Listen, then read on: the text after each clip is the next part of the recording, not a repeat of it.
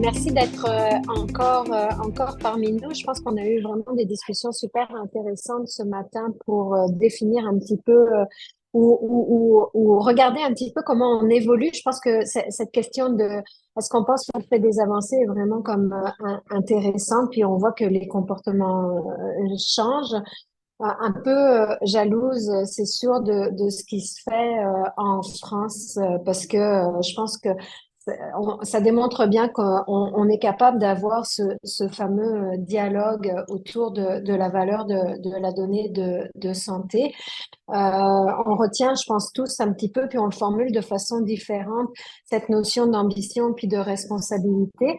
Une fois que je dis tout ça, la table ronde qu'on va avoir maintenant va essayer de nous amener vers, est-ce qu'on a des outils ici au Québec qui viennent de nos organisations, du monde académique, du monde institutionnel des décideurs et surtout, quels sont encore les enjeux auxquels on fait face et qui peuvent limiter la circulation de l'information dont on a besoin pour comprendre un petit peu non pas comment utiliser les données, mais quel est l'avantage et l'incitatif à utiliser ces données.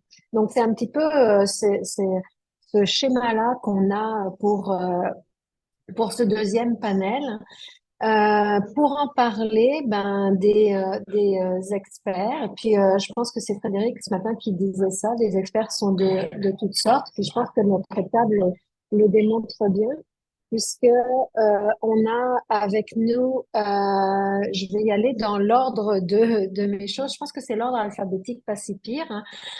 Donc Naomi Ayotte, qui travaille à la commission d'accès à l'information. Je ne ferai pas votre CV à chacun, hein, vous m'en excuserez. On a également, donc Naomi est avec nous en ligne. On a avec nous en salle Daniel Caron qui est chercheur à l'École nationale d'administration publique. Et finalement, avec nous en salle également, Isabelle Ganache, qui travaille à l'INES, l'Institut national d'excellence en santé et services sociaux. Donc, on voit un petit peu avec les différentes organisations et on verra aussi avec les fonctions que chacun arrive avec son angle, son expérience qu'il va pouvoir mettre à contribution, puis voir si peut-être collectivement, si on comprend mieux nos enjeux, comment est-ce qu'on est capable de les dépasser. Alors, sans plus tarder, maintenant que l'introduction est faite, je donnerai la parole à chacun de nos panélistes, peut-être pour en 2, 3 minutes max, être capable de se présenter mieux que je ne l'ai fait et présenter également votre organisation et le lien que vous pouvez avoir avec la discussion qu'on a ce matin. Donc, on va continuer avec l'ordre alphabétique tant qu'on y est, si ça vous va. Donc, Naomi, je tomberai sur vous d'abord. Oui, alors bonjour à tous. Merci Carole pour cette introduction au panel. Alors merci de nous recevoir. Moi c'est Naomi. Je suis en effet à la commission d'accès à l'information, membre de la commission de la section de surveillance. Alors en matière de protection des renseignements personnels, hein, vous le savez, la commission doit surveiller l'application des lois en cette matière-là. Et ce travail-là fait en sorte que nous sommes plutôt bien au fait, je crois, des utilisations des données de santé qui sont faites, tant l'utilisation du côté de la recherche que celle qui peut être faite du côté de certains organismes, hein. Donc, aujourd'hui, on a Isabelle avec nous sur le panel qui est de l'INES. Donc, une bonne connaissance aussi de mon organisation par rapport aux besoins des organismes publics qui ont des fonctions, soit clairement établies dans leurs lois précises là, qui sont détaillées ou des fonctions plus générales de recherche. Peut-être mentionner aussi aux gens ici aussi qu'on est très au fait à la commission de l'utilisation de l'intelligence artificielle, hein. Donc, oui, dans le domaine de la santé, vous êtes des précurseurs dans le domaine de l'IA avec les utilisations que vous faites. vous dire qu'on a été impliqué à la commission dans les récents travaux là, du Conseil de l'innovation que je suis persuadée que vous connaissez tous, qui ont mené au rapport le prêt pour l'IA. Donc, la commission a eu l'opportunité d'aller faire des représentations et de donner, en fait, de partager ses connaissances en lien avec l'intelligence artificielle aussi. On connaît bien les données de santé, on connaît bien leurs valeurs, hein, donc comment elles sont sollicitées, mais surtout leur sensibilité. Donc, ce sont évidemment des renseignements pour lesquels les citoyens ont de hautes attentes en matière de vie privée. Vous le savez, ça émane souvent, sinon exclusivement d'un contexte dans lequel il y a un très professionnel qui vient le chapeauter tout ça, les gens s'ouvrent, donnent des données. Donc, c'est quand même un contexte duquel il faut tenir compte. On connaît aussi leur sensibilité.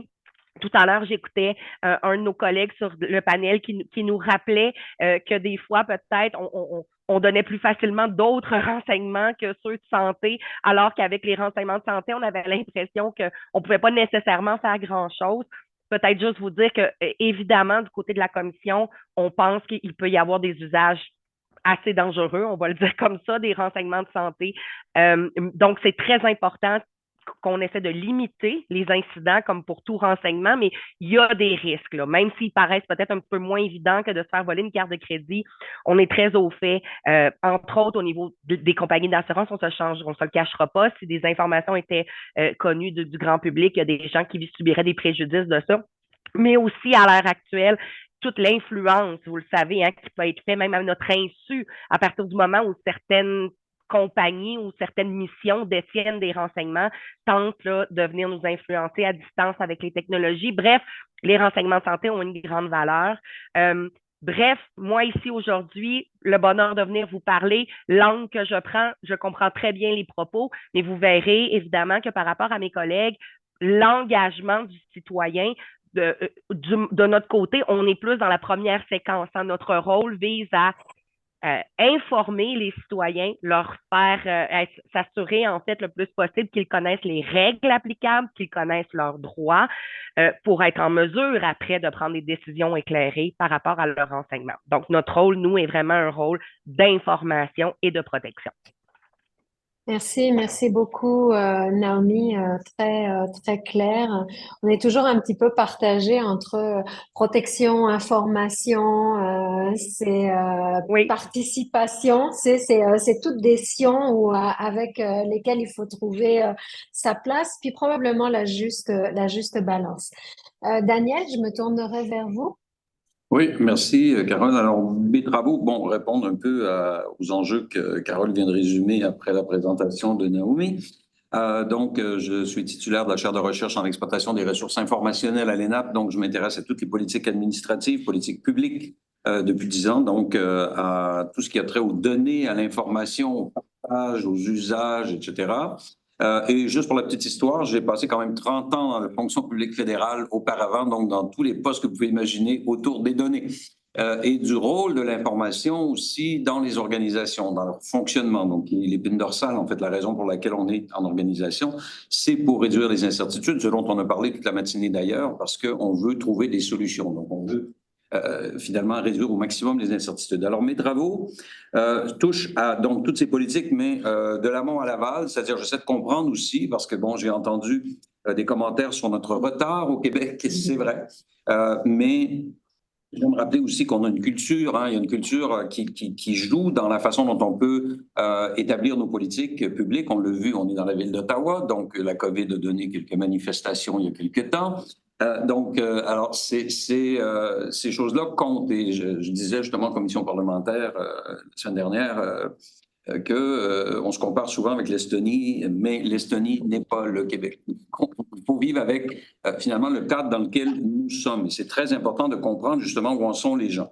Donc, puis il y a une diversité de compréhension de ce que ça signifie aussi de partager ces renseignements de santé. Alors, comment je suis relié à tout ça depuis plusieurs années? Je travaille beaucoup avec le ministère de la Santé pour essayer de comprendre justement c'est quoi ces politiques informationnelles. Et je dois dire qu'il y a beaucoup d'incohérences, mais comme dans toutes les politiques informationnelles et de données du gouvernement de façon générale, donc elles ne sont pas alignées. C'est pas que les gens, je ne sais plus qui disait ce matin, on travaille en silo, je pense que c'est Carole dans son introduction, mais oui, on travaille en silo, on travaille en vase clos, donc souvent on se retrouve avec des problématiques qui sont liées au fait que les politiques s'empilent les unes sur les autres et sont incompatibles ou ne peuvent pas fonctionner ensemble. Alors, nous, on fait des recherches. Donc, on a regardé, entre autres, une recherche où on avait regardé des trajectoires patients pour voir un petit peu quelles étaient les lois et les règlements qui s'appliquaient. Et je vous dis, ça vous donne le tournis. C'est vraiment, c'est sur le site, hein, si vous voulez voir, là, on a fait des beaux graphiques où c'est tout expliqué. Et depuis, on fait des études en économie expérimentale pour essayer de comprendre, donc à la sauce du regretté Daniel Kanahan, essayer de comprendre un petit peu le rôle de l'information. Est-ce que, si les gens sont informés, est-ce qu'ils changent d'opinion? Hein, ça a été traité ce matin et la réponse, c'est oui. Donc, on a même fait changer les gens à 97 donc, c'est des grandes enquêtes, là, à 2000 citoyens et citoyennes québécoises. Donc, et on leur demandait, seriez-vous prêts à partager vos renseignements de santé, avec qui, etc. Et au départ, avec le doute, et plus on les informait, parce qu'on leur disait, mais si vous saviez que, et là, les gens changeaient d'opinion, disaient, ah oui, mais là, c'est pas pareil. Bon. Alors, l'ignorance fait en sorte que, justement, on se retrouve souvent avec une fermeture. Donc, c'est ce que ça nous montre. Donc, l'étude, elle a été faite il y a 3 ans, elle est toujours très valable pour moi, puis elle montre aussi, j'y reviendrai, que oui, je pourrais partager, par contre, il y a des conditions. J'ai certaines conditions que j'aimerais voir là, appliquées. On est en train actuellement, donc j'ai reçu d'ailleurs de Somme, une Somme étant l'agence avec qui on travaille. On a fait une autre étude en économie expérimentale sur l'identité numérique. On parlait de personnalisation ce matin avec Frédéric. Donc, l'identité numérique, le but, c'est de personnaliser. Alors, j'ai hâte de voir les résultats. On l'a fait de la même façon, 2000 Québécois, Québécoises, et on leur demande s'ils sont ouverts ou fermés. Et ensuite, on leur dit, oui, mais si vous saviez que si ça peut vous aider à faire telle ou telle chose, est-ce que vous changez d'idée? Donc, on n'a pas les résultats encore, mais j'ai hâte de les avoir. Ça va être très intéressant. Et on a fait aussi, suite à la première enquête, 8 groupes de discussion. Donc, on est en train d'analyser les résultats. J'en avais quand même observé quelques-uns. C'est vraiment fascinant aussi sur spécifiquement les renseignements de santé. Et je peux vous dire que oui, il y a une diversité de compréhension, mais plus on informe, plus les gens sont ouverts à partager. Donc, plus ils trouvent, hein, je faisais la blague à Frédéric après, je disais, ben, tu es un vrai utilitariste, hein, c'est parce que, dans le fond, si les gens ne trouvent pas leur pain, leur beurre, ça ne les intéresse pas, ils sont loin. Donc, il faut qu'ils voient quelque chose pour eux à l'intérieur de ça, et c'est ressorti dans tous nos travaux. Alors, je reviendrai peut-être un petit peu sur justement ces politiques-là et comment les construire, parce qu'on a demandé aux gens aussi qu'est-ce qui était important, donc ce sur quoi il faut s'appuyer. Voilà, donc je reviendrai pour la suite de Carole. Merci Daniel. Puis je pense que il y a quelque chose, tout est super intéressant, mais il y a quelque chose qui vient animer mon cerveau quand je t'écoute, c'est qu'est-ce qu'on met derrière le mot information? C'est pas juste l'information du mécanisme, c'est aussi l'information du bénéfice qui rejoint l'incitatif dont nous parlait probablement Frédéric ce matin. Donc cette notion d'information est très large. Alors, tu me piques, je vais répondre parce que c'est l'extra. En fait, il faut parler de l'extra. Qu'est-ce que je fais comme chercheur? Ouais. Donc, c'est beau de dire, je suis un chercheur, j'ai besoin de quelque chose. Bon, les gens, d'ailleurs, dans les enquêtes, ont généralement, je ne sais plus qui le disait ce matin, ils ont confiance aux chercheurs. Par contre, c'est pas suffisant. Donc, mais qu'est-ce que tu vas faire avec ça? Et je veux savoir ce qui aura été fait avec. Enfin, c'était très bien décrit par vous ce matin. J'ai trouvé ça très bien parce que ça correspond exactement à ce qu'on entend de façon générale. C'est-à-dire que les gens veulent savoir, mais tu vas faire quoi? Et je veux que tu me reviennes une reddition de compte, une information de reddition de compte.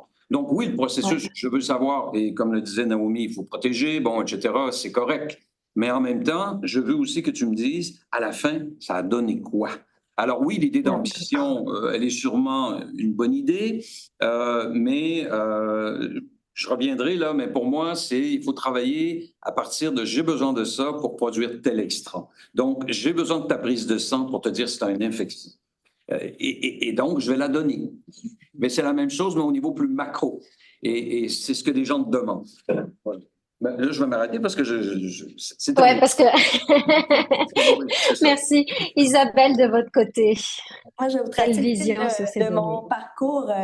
avec les données. Donc, pendant mes études en bioéthique, je me suis intéressée entre autres aux banques populationnelles de données génétiques. Puis c'était à l'époque où on commençait à en monter à travers le monde.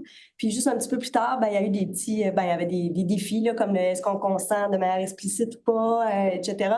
Puis il y avait l'Islande, là, que la banque était à vendre à un moment donné. Donc ça, c'est un petit début un peu dérangeant là, autour de ces questions-là. Ensuite, j'ai présidé le comité d'éthique de la recherche de la Faculté de médecine de l'Université de Montréal qui a évalué Cartagène, donc notre banque populationnelle en santé au Québec, qui est toujours en vigueur actuellement. Et ensuite, j'ai travaillé, donc je me suis intéressée aux enjeux éthiques beaucoup, associés là, à ces banques-là. Bon, oui, tout ce qui est consentement, protection de la vie privée, biais possibles, là, discrimination, problèmes d'iniquité créés là, par la création de ces banques-là, etc. Puis ensuite, j'ai travaillé pour des organismes, Conseil du ministre de la Santé et des Services sociaux. D'abord, le commissaire à la santé et au bien-être, dont l'objectif, le mandat est d'évaluer la performance du système de santé. Puis pour ça, bien évidemment, on cherchait à utiliser des données. C'était pas nécessairement facile d'y avoir accès.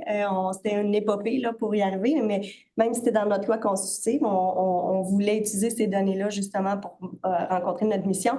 Puis maintenant, à l'INES, l'Institut national d'excellence en santé et services sociaux, on est aussi des grands utilisateurs de données clinico-administratives en santé. Et puis là, on a un accès assez facilité. Ça, c'est mon collègue Mike Binigeri, qui est le responsable des données, est très heureux de ça, évidemment. Et qu'est-ce qu'on fait avec ça? On fait l'évaluation des médicaments, on fait l'inscription sur notre régime d'assurance publique.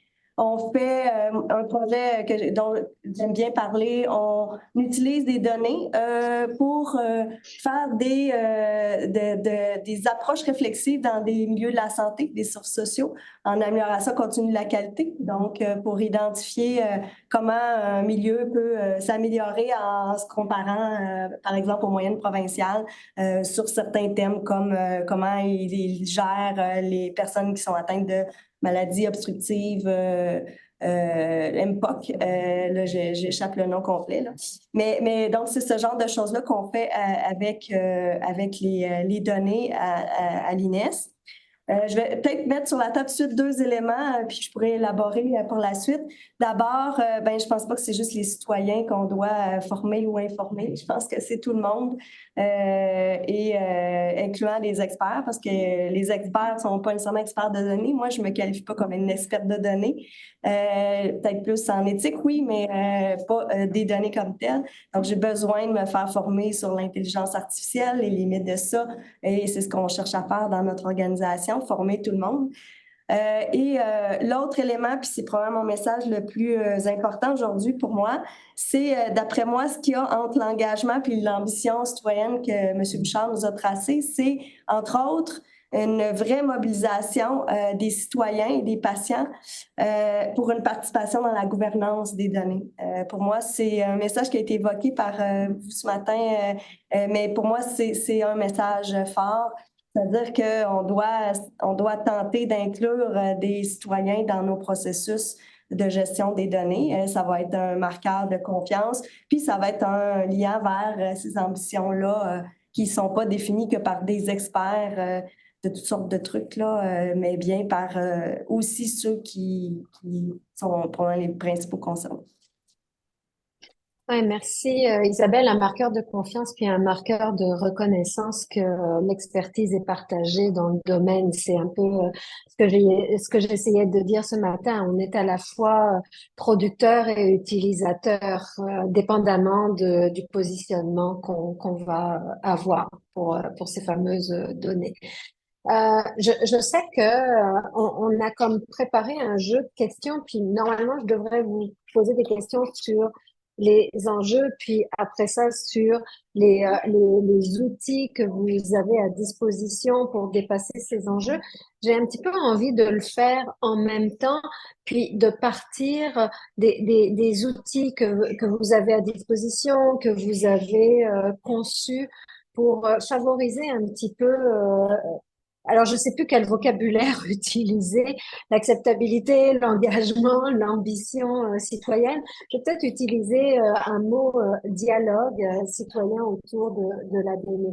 Puis peut-être une façon de reposer la question qu'on avait suggérée était, ben, pourquoi cet outil-là, vous répondiez à quel enjeu quand vous l'avez conçu?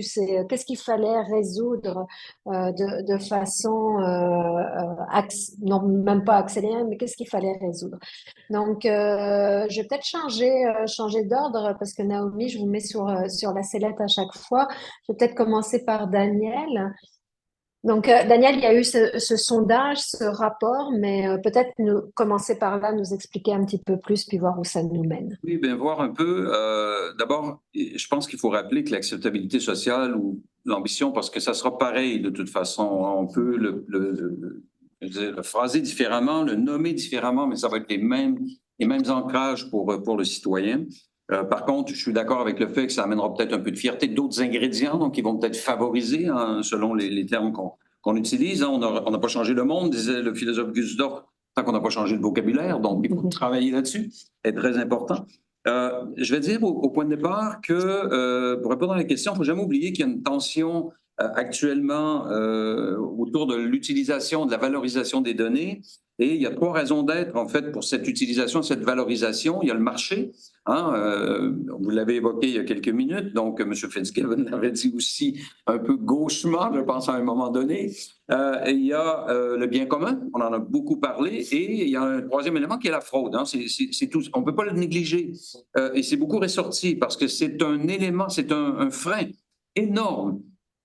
Donc, à ce partage des données. Donc, il faut partir de ça. C'est la raison d'être, elle est là. Donc, il y en a 3. Et selon la raison d'être, les gens nous disaient, bon, on ne parlait pas de fraude à ce moment-là. Là, on en parle dans la 2e enquête qu'on est en train de faire. Mais dans la première, on disait, bon, ben, pour le privé, pour le public. Et les gens ne sont pas très contre le privé nécessairement, s'ils savent pourquoi, à quoi ça va servir. C'est toujours la même chose. Comment vous allez les utiliser, puisque j'ai un retour sur mon investissement, dans le fond. Et on parlait de patients partenaires. Il y a aussi quelque chose d'intéressant, parce que j'écoutais des entretiens, on a le droit d'écouter les entretiens qui sont faits, et les gens disaient, oui, mais moi j'ai une belle-sœur qui a telle affaire, puis si ça peut l'aider, je vais l'aider.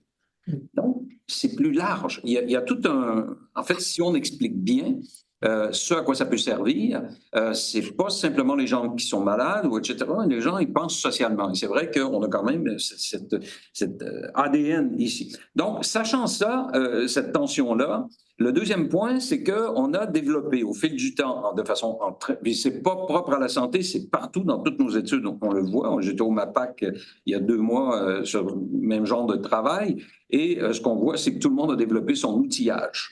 Donc, on a un paquet de lois, là, j'en avais noté quelques-unes, par exemple pour la santé, loi sur l'accès aux documents des organismes publics sur la protection des renseignements personnels, loi sur la protection des renseignements personnels dans le secteur privé, loi sur les services de santé et les services sociaux, bon, etc., etc. Puis il y a pool de règlements qui s'ajoute à ça, qui fait que, et en plus, vous avez évidemment une certaine liberté des ordres professionnels. Ce qu'on voyait quand on regardait les trajectoires, il n'y a pas d'interopérabilité, donc il y a un tas de facteurs technologiques aussi qui entrent en ligne de compte. Donc, c'est vraiment un fouillis, en fait, au point de départ. C'est un fouillis. Donc, il faut qu'on commence à mettre de l'ordre là-dedans. Et mettre de l'ordre là-dedans, je vais revenir sur le terme qui m'est très cher. Je suis content parce que maintenant, depuis 2 ans, il y a une norme ISO sur la gouvernance informationnelle.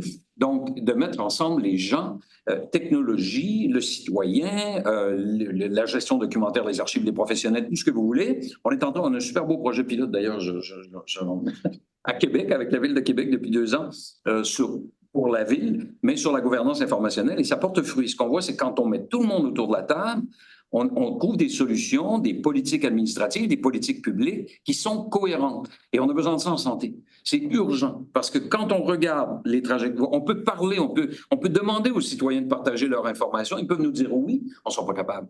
On va être bloqué par la technologie et les lois et les règlements. Donc, on a un projet actuellement là, qui nous fait réaliser ces choses-là.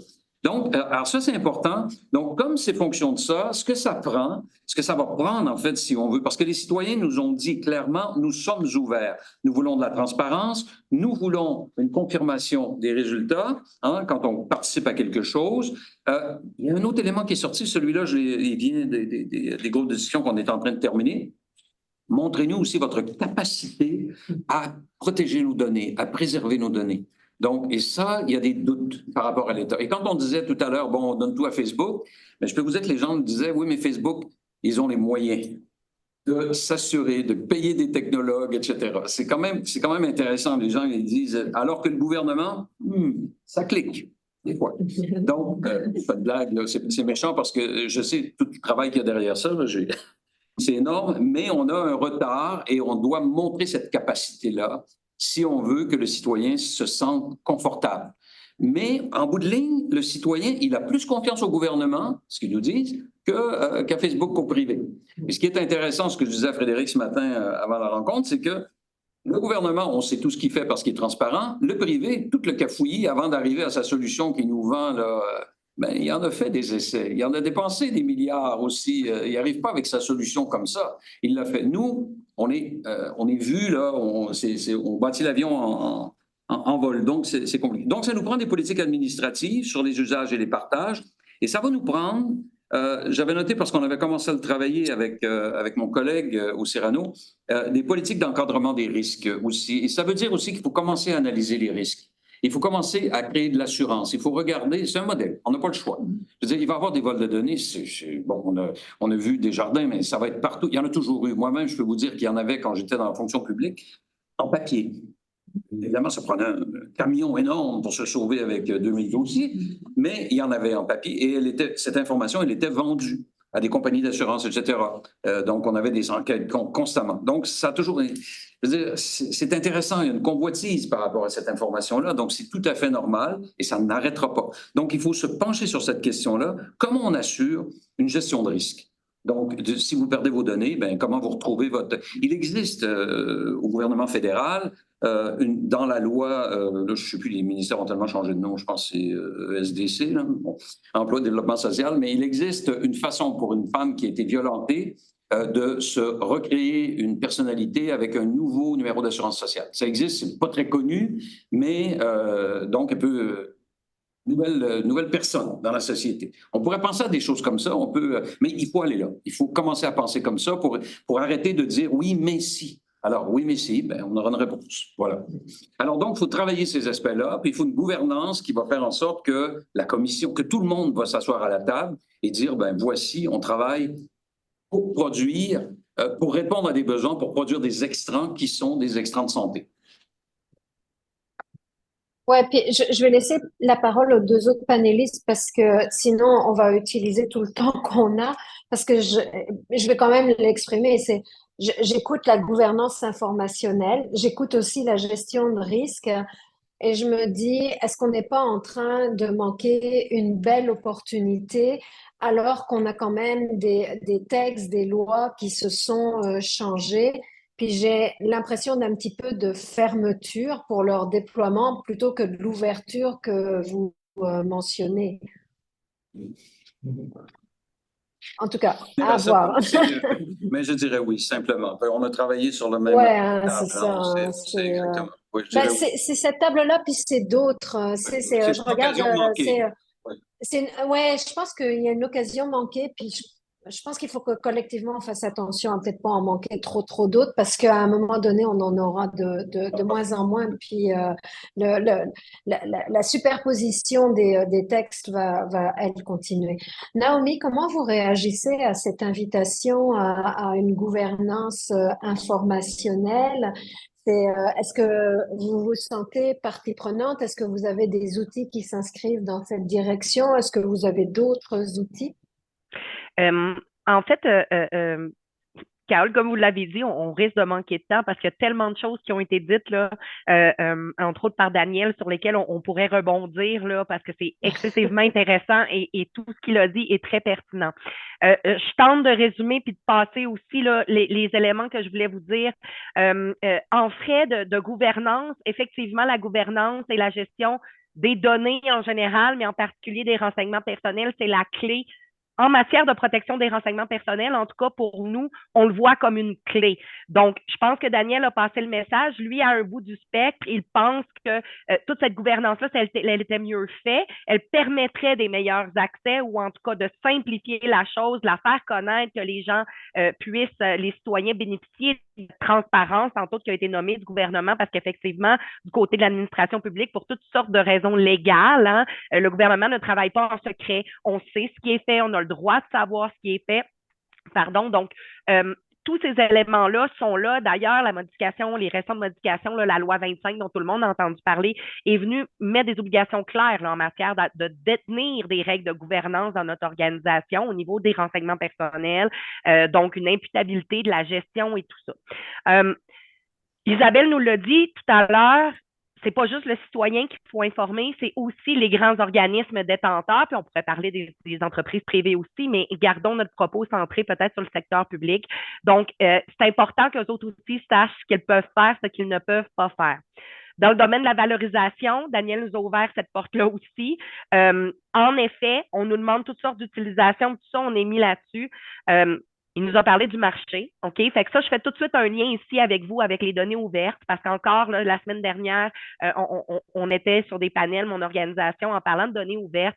Puis, moi, j'ai envoyé le message que je sentais qu'il y avait peut-être un peu de confusion en ce moment sur les demandes que le gouvernement pouvait faire à ces organismes. Parce que données ouvertes et renseignements personnels, ce n'est pas très compatible. Hein? Ce n'est même difficilement. En diffusion, on s'entend tous, on comprend tous qu'on ne diffuse pas en données ouvertes des renseignements personnels, mais même dans la façon, on semble souhaiter que des entités utilisent du renseignement personnel, même sensible, et les anonymisent pour aller vers une donnée ouverte avec tous les risques que ça amène. OK? Donc, je voulais le mentionner, on n'est pas là aujourd'hui. Aujourd'hui, on est devant la recherche qui a légitimement droit à des renseignements personnels. Je pense que plus personne met ça en doute, hein, que ce soit sur consentement ou que ce soit via les possibilités que, oui, les lois très complexes, vous l'avez dit, hein, on en a une, on en a une autre, mais la réalité, c'est quand même que ces lois-là, L4S, loi sur l'accès, loi sur le secteur privé, donnent des possibilités d'accès sans le consentement hein, aux chercheurs pour exercer leurs fonctions. Ça montre l'importance pour le législateur, pour notre société, que vous ayez accès à des renseignements. Mais quand même, et surtout, la population a des craintes avec tout ce qui se passe en ce moment. On l'a dit, Daniel dit, des vols de données, il y en a toujours eu, il y en aura toujours, mais il y a comme une prise de conscience avec, oui, les derniers événements qu'on a vus, puis pas juste sur la... C'est sûr, on a l'événement des jardins qui nous vient en tête, là, mais pour suivre ça de très près, tous les secteurs sont visés, que ce soit le financier, les banques, la santé. Fait qu'on a eu énormément, vous le savez comme moi, dans les médias, on a vu là, des hôpitaux où leurs données ont été prises en otage pour compte avec des rançongiciels, et autres. On a vu des entités qui ont eu l'audace, on va le dire comme ça, de tenter des jeux de données ouvertes à partir de données de santé, ils ont dû les retirer parce qu'on s'est rendu compte des risques que ça amenait. Mais bref, la population a vu toutes sortes de choses passer. Et là, au Québec, on a fait le choix, en plus, d'arriver avec une nouvelle loi sur les renseignements de santé. Et ça, ce n'est pas anodin. Et on a toute une montée, on a déjà tous les enjeux qu'on connaît puis qu'on discute depuis ce matin, mais on a aussi une nouvelle loi avec des nouvelles règles. Donc, quand les entités qui auront à l'appliquer, que les citoyens doivent en être informés, cette loi-là permet, comme vous le savez, une plus grande mobilité de la donnée, permet aussi des accès en matière de recherche, mais aussi aux intervenants. Là où je veux en venir avec ça, c'est que pour la commission, puis je revenais d'entrée de jeu, je vous ai parlé de notre mission, le bout que nous, on a à faire, ben, il faut informer notre population. Pourquoi? Parce que la loi lui donne des droits. OK? Ça, pour moi, c'est la première raison pour laquelle il faut qu'on fasse un travail, un gros travail, on va le dire comme ça chez nous, pour que les gens connaissent les droits qui leur sont donnés par la loi. Par exemple, un droit de refus. Vous savez probablement comme moi que notre nouvelle loi sur les renseignements de santé va donner la possibilité à quelqu'un de manifester un refus pour ne pas être sollicité à des fins en vue de participer à un projet de recherche. Et pour le secteur privé, on pourra même là, carrément refuser que nos données soient accessibles. Puis le refus peut porter sur des données, sur des thématiques de recherche et tout ça. Donc, c'est bien beau d'avoir donné ces possibilités-là. Nous, on voit ça positivement de notre côté, de donner du contrôle aux gens sur leurs données, mais encore faut-il qu'ils soient au courant qu'ils ont ces possibilités-là et qu'ils comprennent les impacts. Je reviens tantôt au discours que plusieurs ont eu de dire il y a une conséquence pour la société si tu ne donnes pas tes données, tu ne les rends pas accessibles. Fait que tout ça doit être expliqué. Donc, aussi, un droit d'accès aux journaux, ça c'est important pour nous, les accès et tout ça. Mais je veux envoyer le message aussi que les gens soient informés du sérieux et qui est mis en recherche et de l'ampleur des règles que vous avez à respecter pour avoir accès à des données. Parce que ça, puis je reviens, cette transparence-là, je le crois sincèrement, est payante pour la recherche. Les citoyens pourraient, s'ils comprenaient bien les règles, être en mesure de constater tout ce que vous devez faire pour avoir accès à de la donnée, les évaluations par rapport à la vie privée puis aux risques, les comités d'accès à la recherche qui regardent le bien fondé de vos recherches et tout ça. Donc ça, ce sont tous des éléments qui sont prévus par la loi, mais qui peuvent venir augmenter la confiance du citoyen en matière là, avec le fait de pouvoir donner accès à ces données et tout ça. Parce que en matière de protection des renseignements personnels, on parle beaucoup de la confidentialité, mais je veux envoyer le message, c'est le contrôle qui est la clé de la PRP. Que les gens sachent quelles données sont en circulation, qui les a, qu'est-ce qui est fait avec. Donc, ce contrôle-là, on ne se cachera pas, une des meilleures façons de le faire, c'est le consentement. Ça reste au cœur du principe du contrôle des individus. Puis, oui, puis ce consentement-là, c'est bon. C'est là que j'y viens, Carole, de juste vous dire, le consentement demeure, puis de ce que j'ai entendu ce matin, j'ai été étonnée, je pensais qu'on parlerait quand même plus d'accès aux données sans le consentement, puis c'est pas ce que j'ai entendu depuis ce matin. Quand j'entends, on veut que les citoyens soient impliqués, on veut chercher des façons, c'est que je comprends que vous êtes au cœur de tout ça, que vous comprenez la plus-value d'aller expliquer aux gens ce qu'on va faire, puis c'est là que je veux vous amener l'outil. Pour le moment, chez nous, on a émis des lignes directrices en matière de consentement qui s'adressent aux gens qui ont à gérer des consentements, pardon. Excusez-moi. Et puis, même si ça s'adresse pas aux citoyens, comme je vous dis, ça s'adresse à ceux et celles qui ont à l'appliquer, mais je pense que c'est un bon outil pour vous guider, puis entre autres, le fait, puis certains collègues l'ont répété depuis ce matin, qu'il faut que nos consentements soient en termes simples et clairs, soient adaptés à qui on parle et tout ça pour leur permettre de bien comprendre. Puis, d'autres outils qui vont être mis en œuvre de notre côté, évidemment, toutes sortes de capsules, notre site Internet qui a été renouvelé, puis là, je tiens à vous le dire aussi, je sais que c'est un peu, mais la nouvelle législation sur les renseignements de santé n'étant pas en vigueur, la documentation qu'on a sur notre site Internet en ce moment et le site lui-même réfère à nos deux lois cadres, hein, loi sur l'accès, loi sur la protection. Mais très bientôt, quand la loi sera en vigueur, nous aurons une section dédiée aux renseignements de santé. Parce que cette loi-là prévoit que c'est la commission qui est responsable de surveiller l'application. Puis évidemment, notre site Internet va refléter la réalité, voulant que maintenant, nous aurons 3 lois cadres en matière de protection des renseignements personnels au Québec, incluant une spécifique à la santé. Donc, vous pourrez voir plusieurs autres outils, documents ou tout ça qui vont être élaborés, mais spécifiquement en fonction de la loi sur les renseignements de santé. Merci Naomi. Puis ce que j'entends, c'est avoir non pas la bonne information, mais c'est la bonne capsule dépendamment de l'intervenant. Si je vais reprendre ici le consentement, puis s'assurer que cette notion de consentement-là puisse être lue autant par le volet recherche que par le volet participant. Mais je retiens des choses que vous avez mentionnées que je trouve intéressantes, qui sont informés parce que la loi donne des droits. Alors c'est sûr que on peut y aller avec le droit de refus, mais il y a le droit de participer, il y a le droit d'obtenir une reddition de compte. Donc cette notion d'information parce que j'ai des droits et donc à un moment donné une participation active et un contrôle actif est intéressant. Puis, je vais faire un clin d'œil à notre panel de ce matin, mais j'ai envie de dire, oui, qu'on vous donne des capsules et des sites Internet, mais si on s'exprime dans l'ensemble du droit qu'on peut exercer, qu'il soit positif ou négatif, j'ai comme envie qu'on vous donne à vous aussi des t-shirts et puis des casquettes et puis qu'on travaille ensemble à aller faire de la communication active au devant de la population. Donc ça, c'est mon clin d'œil pour le panel de ce matin.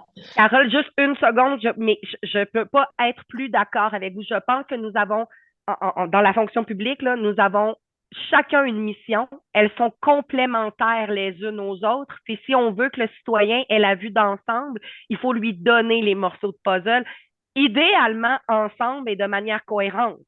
On revient avec le propos, là, en fait, de Daniel, qui veut une cohérence dans tout ça. Voilà. Et gouvernance informative, ou informationnelle.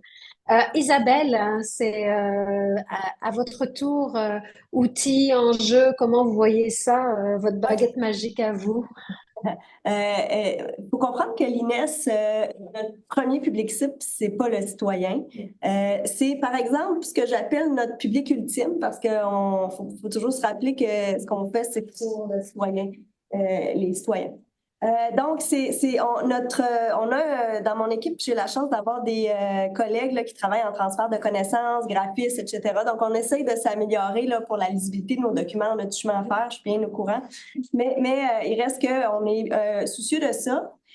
Puis, aussi, j'aime bien essayer de faire ce que je dis que les autres devraient faire. Fait qu'on essaie d'introduire dans notre gouvernance des patients et des citoyens à tous les niveaux. Je pense qu'on est à peu près rendu, en tout cas dans notre structure d'encadrement scientifique. Puis, j'ai un petit mot. Pour moi, dans notre contexte, c'est utile de différencier patients et citoyens, comme M. Bouchard l'a fait au début. Oui, on est tous citoyens, oui, on est tous utilisateurs du système de santé, peu importe ce qu'on fait dans la vie. Mais il y a des perspectives qu'on veut vraiment qu'ils soient incarnées dans nos travaux. Et puis, on veut des perspectives citoyennes, on veut des perspectives patients, on veut des perspectives d'association, on veut des perspectives experts, cliniques, etc. Donc, pour nous, c'est utile de faire cette distinction-là. Puis, peut-être l'élément sur lequel je voulais peut-être insister dans ce segment-là, c'est ces fameux citoyens et patients qui sont un petit peu partout dans notre structure d'encadrement, ils sont aussi de plus en plus de nos projets d'évaluation. Je vais reparler de nos projets COMPA. Donc, c'est des projets qui visent à faire des ateliers, des activités d'amélioration continue de l'égalité avec un esprit d'audit feedback sur la base de données pour que les équipes dans la première ligne puissent utiliser ces données-là, voir comment ils se comparent, puis voir qu'est-ce qu'ils peuvent faire pour s'améliorer. Puis à l'intérieur de ces groupes-là, on a des patients partenaires, puis dans nos équipes, on en a aussi. Il y a un des éléments qu'ils nous ont dit, c'est bien beau tous ces chiffres-là, mais ils ne sont pas toujours faciles à interpréter. Et puis là, on s'est servi de ça. Moi, je me sers souvent des patients, des citoyens, puis des étudiants aussi, c'est ceux qui ne comprennent pas les affaires scientifiques, là. Comme cheval de Troie, parce que je prends pour acquis que c'est facile de convaincre les collègues, leur dire, oui, mais il faut faire un message.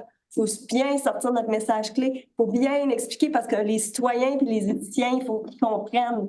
Mais en fait, ça, c'est bon pour tout le monde, là, parce que quand le citoyen, l'éthicien comprend, le clinicien qui n'osait pas dire qu'il ne comprenait pas, là, il comprend lui aussi, etc. Fait que ça, c'est mon petit côté retard, là. Mais donc, dans le combat, je reviens, un élément qu'on a fait dans l'évolution de nos projets là-dessus, c'est un guide d'interprétation des données, justement. Puis justement, parce que c'est pas un document pour informer de manière générale sur l'utilité des données en santé, etc. Mais dans le cadre de ces projets-là, c'est un guide qui permet à chaque équipe qui va participer à un atelier compas, puis on espère qu'il va y avoir un déploiement provincial de ça, et qui vont pouvoir dire, mes données, qu'est-ce qu'ils veulent dire? C'est quoi le message clé? Puis on a notre Mike Bénigéry, expert des données, qui nous rappelle toujours un message clé, le moins graphique possible. Pourquoi vous voulez ce chiffre-là? Il sert à quoi? Fait que, il sert à quoi? C'est quoi son objectif? C'est quoi son message clé? Donc, on a un petit guide d'interprétation des données qui sert à ce que l'ensemble de l'équipe qui va utiliser cette approche réflexive puis d'audit feedback qu'on appelle à partir des données pour améliorer les soins et services à la population, que tout le monde va effectivement être capable d'être en mesure de comprendre c'est quoi ce chiffre-là, ces chiffres-là, qu'est-ce qu'ils donnent, puis comment on peut les utiliser. Puis, ben oui, les patients partenaires de l'équipe aussi comprennent, mais en fait, tout le monde comprend. Wow. Bah, ouais, merci parce que c'est super important, c'est cette notion d'accessibilité du message. C'est bien une reddition de compte, encore faut-il qu'elle soit capable d'être comprise, comme vous mentionniez très bien par tout et chacun. Je trouve que à vous trois, vous avez un panier de solutions qui est déjà assez intéressant, qui va de la gouvernance, puis je pense que vous vous rejoignez. Daniel a ajouté la notion de gestion de risque qui est intéressante parce qu'elle nous oblige à penser un petit peu à l'envers. Avec Naomi, on a ce rappel de l'information sur mes droits et mon rôle pour exercer, encore une fois, ces droits-là qui sont à géométrie diverse.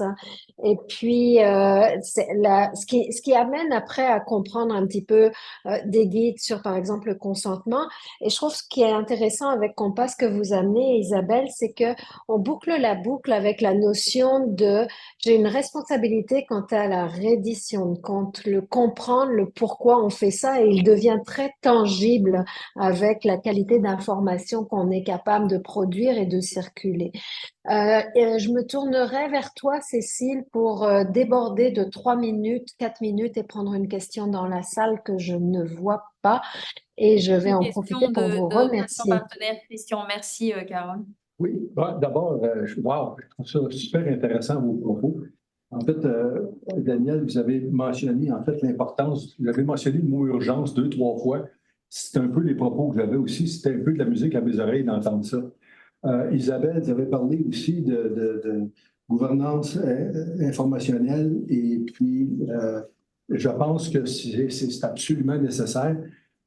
Au niveau, il existe, en fait, vous savez probablement qu'il existe le CEPPP, qui est le Centre d'excellence en partenariat public et patient. Et on a été consulté par le ministère quelques fois l'été dernier. Et ce qui est intéressant, c'est qu'à peu près tous les propos positifs que vous avez mentionnés, les patients partenaires, on l'a mentionné au niveau du gouvernement, au niveau du ministère de la Santé. Maintenant, j'ai une question spécifique aussi, puis c'était aussi de la musique à mes oreilles. Naomi, ce que vous avez, je vois la complexité avec les nouvelles lois, puis ça va être excessivement complexe. Mais j'ai une question pertinente pour vous qui est reliée directement aux patients, puis qui ne se passe pas comme ça devrait se passer par rapport aux autres provinces canadiennes. Et la question est la suivante, là. Je vous lance une curve, là, un petit peu, là. Exemple, si j'ai une prise de sang, pourquoi les patients doivent attendre 30 jours pour avoir le résultat, alors que les médecins l'ont en temps réel et toutes les autres provinces, les patients peuvent l'avoir en temps réel? Selon moi, là, c'est complètement inacceptable. On a eu des discussions avec le ministère. Ça devait changer dans quelques mois. Ce n'est pas encore changé. Et c'est une donnée qui appartient aux patients. Puis le patient n'a pas encore... On parlait de retard tantôt, mais moi, j'ai des tests que je passe régulièrement. Quand je veux savoir si mon PSA a augmenté en fonction naturellement de la thérapie, je suis obligé d'attendre 30 jours. Maintenant, il faut que j'appelle mon médecin et me dire, regarde, tu dois avoir reçu les résultats. Je suis obligé de le déranger. Alors, j'aimerais savoir là, pourquoi ce n'est pas encore changé au niveau de l'accès à l'information. En fait, si vous me le permettez, ma compréhension de la situation là, est vraiment que c'est cette frustration-là, en fait, cette problématique-là que vous soulevez, qui est très concrète, n'a rien à voir avec les règles en matière d'accès à l'information. OK? Première chose qu'il faut être puis sur lequel terrain je ne m'avancerai pas. Il y a certainement des critères de durée là, sur le temps, le test et tout ça. Probablement aussi, dans certains cas, le fait que votre médecin doit être mis au courant avant vous d'une situation. Ça, pour ça, puis quand je disais d'entrée de jeu, il n'y a pas de lien, je veux juste que vous sachiez que, entre autres, en vertu de la loi sur les services de santé, services sociaux, puis de mémoire, cette règle-là va être reprise aussi, elle est reprise dans la loi sur les renseignements de santé. Puis, mais quand vous voulez avoir accès à de l'information médicale, vous avez le droit d'être accompagné de quelqu'un aussi qui peut vous expliquer les résultats. Puis, dans certains cas aussi, les médecins ont le droit de retenir l'information auquel vous avez droit s'ils jugent que ça peut avoir des impacts sur vous, puis il y a une manière d'adresser, de présenter la situation. Okay? Mais ça, ce sont des exceptions, puis je ne crois pas que le cas que vous nous parlez là répond à ça. Donc, ce ne serait pas, selon moi, une question d'accès à l'information. Puis là, j'en profite de votre question juste pour passer un petit bout de ce que j'aurais aimé pouvoir dire, puis qu'on n'a pas le temps, mais on nous disait quoi changer, quoi faire. La clé est dans les infrastructures technologiques, OK? C'est nos infrastructures technologiques, les systèmes qu'on a qui sont désuets, qui font que ça va pas assez vite, qu'on n'a pas l'info et que le citoyen n'est pas, même si on a des avancées comme le carnet santé, nous ne sommes pas véritablement en contrôle de nos renseignements et en possession de ceux-ci. Sans parler pour personne, parce que ce n'est pas mon travail de vous dire ce que le ministère va faire ou d'autres, mais nous, encore une fois, par notre rôle, on surveille ce qui se passe, on est au courant de ce qui se passe. Puis je peux vous dire que la nouvelle loi sur les renseignements de santé, ce qu'elle a amené, elle a clairement amené le fait que nous aurons des infrastructures renouvelées, nous aurons un système, un dossier médical, en fait, du côté public qui sera en quelque sorte unique. Je ne tomberai pas dans les technicalités, mais ça existera. Donc, tout ça donne un espoir que nos infrastructures vont être plus performantes et plus on va avancer avec des infrastructures performantes, ma compréhension est que plus le gouvernement sera en mesure de nous donner dans nos mains et rapidement les informations de santé nous concernant. Fait que je crois qu'il y a de l'espoir au niveau de ce que vous soulevez, mais ce ne sont pas, je le répète, ce ne sont pas les lois en matière d'accès à l'information qui bloquent ça ou qui rendent ça impossible. Au contraire, elles sont adaptées. Sous réserve des petites exceptions que je vous ai dit tantôt là, sur la santé d'une personne puis l'info qu'elle pouvait recevoir qui la bouleverserait ou qu'elle ne pourrait pas juger, la loi ça pourrait être automatiquement diffusé aux gens. La loi ne l'interdit pas du tout, du tout. Je peux juste donner l'exemple. Je vais juste donner l'exemple parce que c'est tellement amusant. Allez chez Donnacare et en 24 heures, vous avez vos résultats. Absolument. Absolument. C'est pour ça que personnellement, j'entends votre réponse avec la technologie, etc. Je suis bien content, c'est la musique aussi à mes oreilles, sauf que je n'accepte pas toute l'idée qu'il faut que le médecin l'aille avant. Ça, c'est du plafonnement intellectuel par le bas, parce qu'on suppose que les médecins sont intervenus à un moment donné, puis on dit non, il ne faut pas que le patient aille ça avant que je le voie. Mais j'accepte absolument pas ça. Et quand on a eu les rencontres avec le ministère l'été passé, on a soulevé la question, on nous a dit c'est simple à faire ça. C'est une question d'informatique. Peut-être que le système ne peut pas gérer ça, mais on nous a dit que c'était très simple, puis ça devait se faire dans quelques mois, puis ce n'est pas encore fait après tant d'années. Alors, ce que je retiens, c'est qu'on prend toujours du retard. On prend du retard. Il n'y a pas de raison valable à l'heure actuelle pour qu'un patient n'ait pas ses données en temps réel ou en même temps que le médecin les a. Ouais, ben c'est ça. Puis je pense qu'on pourrait élaborer encore. On aurait eu besoin d'un bon 2 heures pour ce panel comme tous les autres. Mais on va se reprendre. Je pense qu'on entend très bien la question sur la donnée générée peut-elle être accessible aussi facilement qu'elle est générée. Puis pas accessible de par la loi. Je pense que je suis sensible aux commentaires de Naomi, mais accessible tout simplement parce que effectivement c'est notre donnée. Espérons que le dossier santé numérique va nous amener vers là. On va se mettre une touche d'optimisme. On s'est dit ça ce matin en commençant la journée. Moi, on doit cesser là parce que je pense que on veut justement encourager notre relève à travailler avec nous, à nous aider et à nous tracer des voies sur comment continuer ce dialogue avec les citoyens. Et je retiens les organisations, parce que je pense que Isabelle l'a dit, vous avez été plusieurs à le dire, faut informer le grand public, faut informer nos organisations aussi. Puis ils ont fait un bon travail pour essayer de nous montrer comment le faire. Donc, je vais remercier mes panélistes et vous convier, si vous voulez bien, à un prochain événement et une prochaine réunion. On est loin d'avoir fini, on a juste mis la table. Merci beaucoup tout le monde. Avec plaisir, merci. Vous savez, il y a 2 mois, on a organisé un concours étudiants et postdocs de la meilleure infographie sur les données de santé. Il me semble que c'est le premier concours du genre dans le monde francophone de la recherche. Et on a reçu 12 candidatures, aussi variées les unes que les autres en termes de design, de contenu, etc. Et on a choisi 2 lauréats.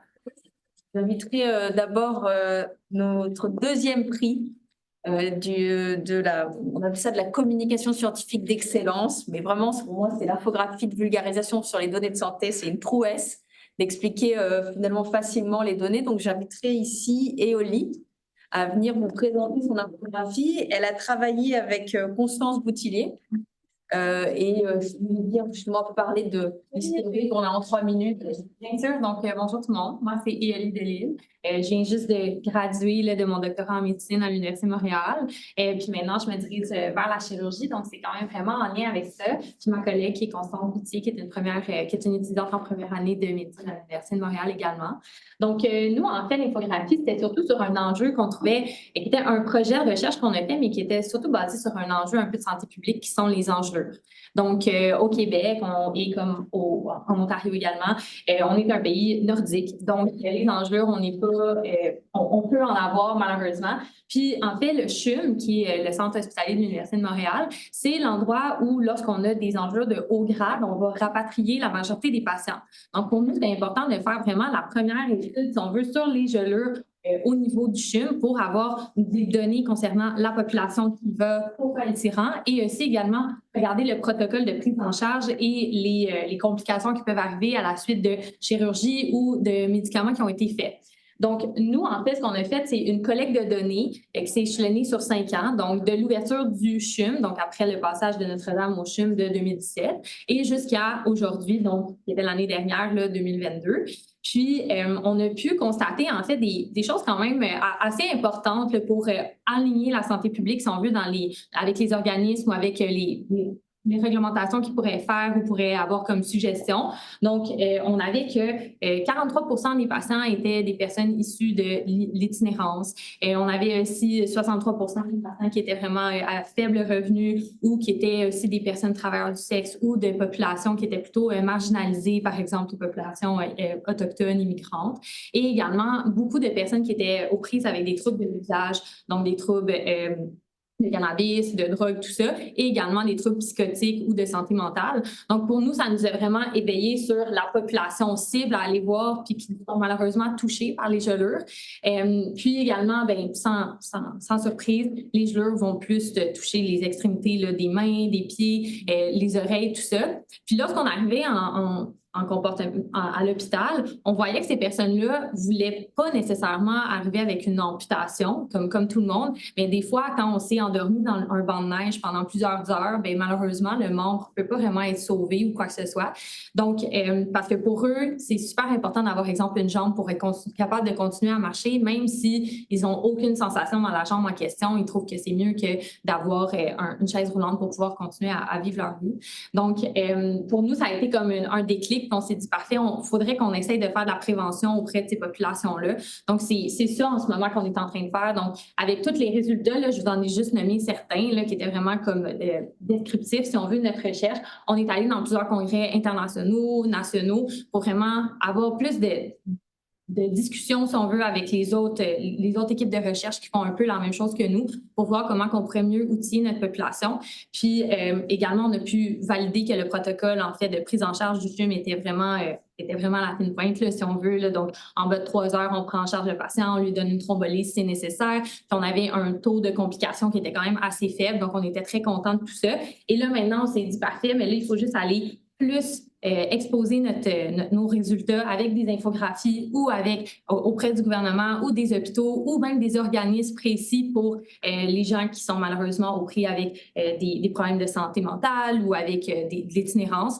Donc, c'est là qu'on en est rendu là, dans notre projet là, pour pouvoir essayer de faire des recommandations pour les aider à mieux prendre en soin leur santé, puis aussi savoir quoi faire, où aller si jamais il y a des vents froids, il y a de l'humidité, où ils sont tous mouillés, puis malheureusement, ils pourraient être à risque d'avoir des engelures. Là. Donc, c'est ça le projet. Bravo!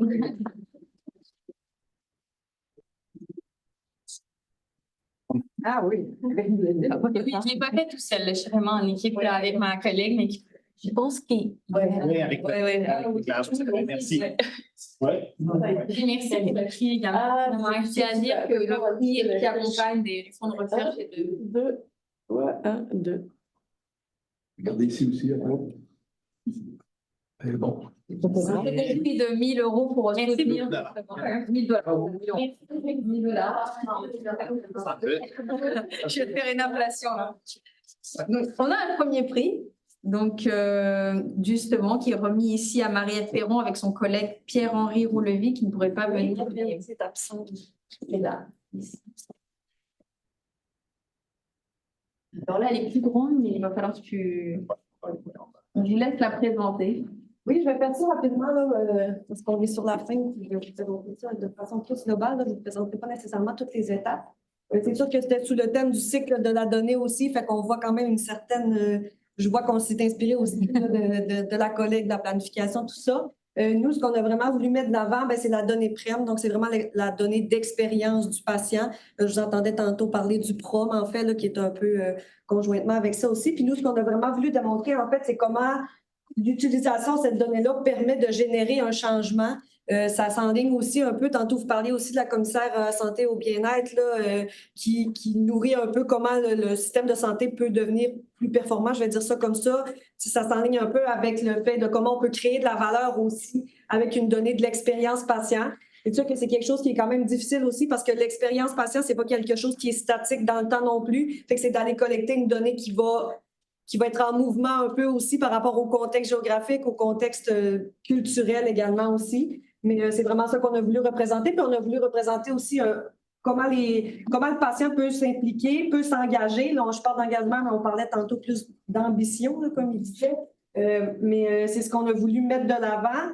Puis, on a aussi créé cette infographie-là dans l'optique de pouvoir la réutiliser de façon plus longitudinale. Comment l'infographie peut être un outil aussi pour informer les patients dans les cliniques ou en tout cas là, je parle de la clinique, là, mais par exemple, dans une clinique de soins primaires, ça pourrait être affiché, puis comment le patient peut s'engager dans ce cycle de données-là, puis comment son expérience aussi, au final, va rapporter un résultat pour lui aussi. Tu sais, comment après ça, on peut organiser la clinique pour offrir des meilleurs services en fonction de la réelle expérience du patient. Puis je reviens aussi à ce que vous disiez tantôt. Oui, on a des outils gold standard, des étalons, mais des fois, les patients vont apporter des choses qui ne sont pas nécessairement captées non plus par des outils plus standardisés qui sont importants pour eux. Fait qu'en gros, en deux cas, Comment fait-on pour avoir une copie de... c'est en ligne. Ça va être diffusé, mais vous l'avez eu en live. Oui. Bravo. D'ailleurs, Mais il y a même un jeu de mots dans le titre, j'ai beaucoup aimé. oui. 1, 2 et 3. Elle va être excellente. C'est parfait. Donc, elle n'est pas encore en ligne. Oui, mais c'est ça, ça va. Oui, les volontaires vont faire une diffusion et puis après, vous aurez le droit de l'utiliser.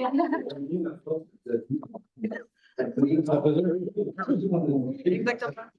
Est-ce que ça rassemble, c'est ça. Ouais. Merci beaucoup de temps. C'est extrêmement utile. Il y a beaucoup de questionnaires qui sont donnés aux patients dans les salles d'attente. Ça, sur le mur, ça veut leur dire que ça aiderait. Pour les gens qui sont en ligne, ça conclut notre panel, notre conférence. Je remercie encore les panélistes conférenciers de ce matin. Madame Jabé a dû quitter, elle était attendue à midi, commencer une autre rencontre, donc je vais en profiter je vais prendre le relais là, pour conclure. Merci aux étudiants qui ont soumis leur infographie. On a quand même eu une belle participation. On savait pas, on avait un peu dans le vide, puis la réponse a été très positive. Merci, j'espère que vous avez aussi aimé l'expérience. Merci aux participants aujourd'hui, merci aux participants qui étaient en ligne. Puis restez à l'affût parce que on n'a pas fini de parler de l'utilisation des données. Je pense que ça va continuer à mobiliser des discussions, des ressources et nos neurones collectives. Encore une fois, bonne fin de journée, bonne fin de colloque à l'ACFAS aussi. Pour ceux qui continuent.